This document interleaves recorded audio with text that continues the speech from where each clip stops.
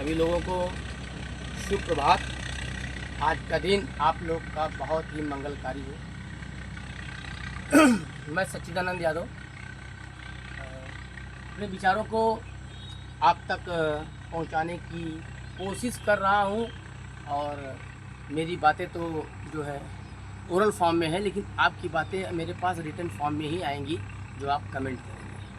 तो एक तरह के बहुत अच्छा माध्यम है, डिस्कशन का प्लेटफॉर्म है, जिससे दूर दूर बैठे लोग भी अपनी बातों को एक दूसरे के शेयर कर सकते हैं और उससे बहुत अच्छा रिजल्ट या कोई भी चीज़ मथी जाती है। जब कई लोग मथते हैं और ये एक क्षेत्र, प्रदेश, जिला, मंडल और राष्ट्र और अंतर्राष्ट्रीय लेवल के लोग भी एक साथ मिलके किसी चीज़ को मथ सकते हैं। सबसे बड़ी डिजिटल इंडिया या आजकल कंप्यूटर का एज है, इसके इतने बढ़िया प्लेटफॉर्म मिल गए हैं। मोबाइल है छोटा सा, तो देखिए पहले मैं थोड़ा दे दूँ। ये जो पेड़ दिख रहे हैं आपको, ये मेरे द्वारा ही लगाए गए हैं। मैंने अपने हाथ से 2 से 2.5 साल पहले लगाया था। इसमें आम है और लीची है, चीकू है, देखिए सामने अमरूद फरा, मौसमी फरी है, सारी चीज़ें हैं। लेकिन मेरा जस्ट मतलब मेरे बाग के प्रति मेरा ये इंट्रोडक्शन रहा और मैं अपना कुछ न कुछ शिक्षा संबंधित वीडियो डालता रहता हूँ। और क्योंकि मेरा सब्जेक्ट जो मैंने बताया था कि मैं नेट क्वालिफाइड मैनेजमेंट से रहा, शिक्षा शास्त्र से है, इंग्लिश से पीजी है और मैं बेसिक एजुकेशन में टीचर हूँ लगभग 10 सालों से। और मैंने 1 साल बीएड में पढ़ाया, 1 साल बीटीसी। मैंने इंट्रोडक्शन में सब बताया था चीज़ों को। तो उसी परिप्रेक्ष्य में आज मैंने जो टॉपिक चुना है आप लोग के सामने प्रस्तुत करने के लिए। अब चूँकि बातें तो कई करनी थी, लेकिन ठीक है, वीडियो है, शॉर्ट वगैरह में डालना पड़ता, नहीं तो लंबी कई बातें थी। आज मैं जो मुख्य चीज़ें पर फोकस करूँगा, ये जो भारत में मंत्रालय की जो चेंजिंग होती है, शिक्षा मंत्रालय, कभी एमएचआरडी मिनिस्ट्री बन जाता है, कभी फिर शिक्षा मंत्रालय बन जाते हैं। इसकी जो खिचड़ी है, इसको लेके मैं बहुत डाउट में रहा और बड़ा कंफ्यूज रहा। इसको मैं चाहता हूँ, मैंने उसको क्लियर किया बहुत अच्छे से, और मैं चाहता हूँ कि वो भी आपका क्रिस्टल क्लियर हो। और दूसरी बात है, शिक्षा समवर्ती सूची का विषय है कि राज्य सूची का है कि केंद्र सूची का है, ये भी बड़ा कंफ्यूज करता है। पता चला शुरुआती दौर में राज्य सूची का था और फिर जो है समवर्ती सूची का है। तो इसका कैसे क्या क्रम रहा, क्या घटनाक्रम रही, क्या परिवर्तन रहे, इन सब चीज़ों को मैं आपको एकदम क्रिस्टल क्लियर करना चाहता हूँ। तो पहली बात मैं बताता हूँ, ये जो मंत्रालय वाला कॉन्सेप्ट है या मंत्रालय की उलझी हुई खिचड़ी है, जो काफ़ी शिक्षा विभाग में या पढ़ने लिखने के बाद भी भाई मैं तो कंफ्यूज रहा। और आप लोग ना रहे तो अच्छी बात है, अगर हो तो मेरी चीज़ें आपकी बेनिफिशियल हो। मैं इसी उद्देश्य से अपनी बातों को रख रहा हूँ। देखिए आज़ादी, अगर मैं बात पहले करूँ, ये मंत्रालय वाली बात, जो कि इस समय की बात करिए, जिसके वर्तमान में करंट में जो सिनेरियो चल रहा है, इसके शिक्षा मंत्री नीट के पेपर के लीक के मैटर में, जिसको सोनम वांगचुक जी ने लीक किया था, उसके चक्कर में इस्तीफा दिया है, अभी जांच होगी। तो ये शिक्षा मंत्री धर्मेंद्र प्रधान जी थे।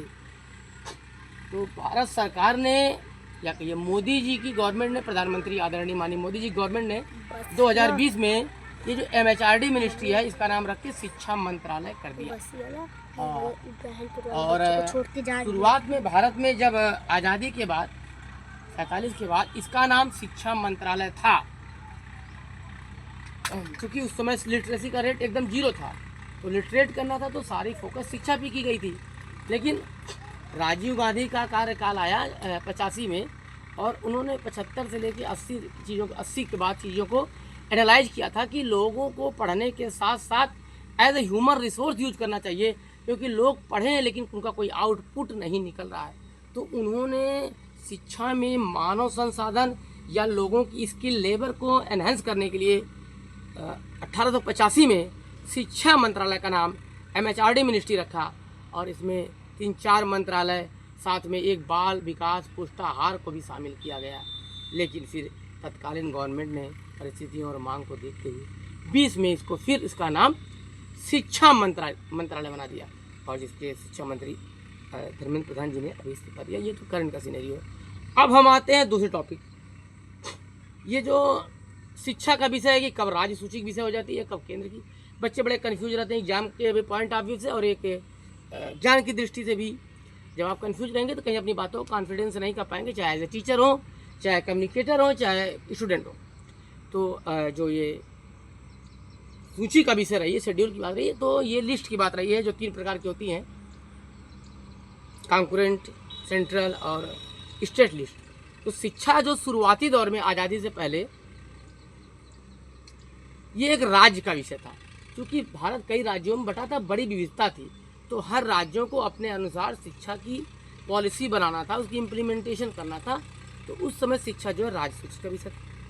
लेकिन इमरजेंसी के दौरान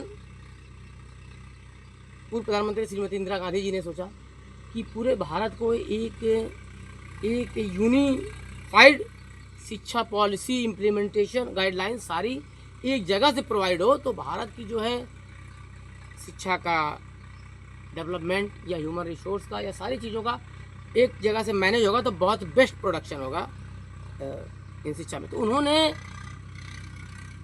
शिक्षा को 42वें संशोधन के द्वारा, संवैधानिक, जिसको कि मिनी कॉन्स्टिट्यूशन अमेंडमेंट कहा जाता है, उसके द्वारा शिक्षा को इन्होंने, श्रीमती इंदिरा गांधी जी ने कॉन्करेंट लिस्ट का विषय बना दिया, मतलब समवर्ती सूची बना दिया।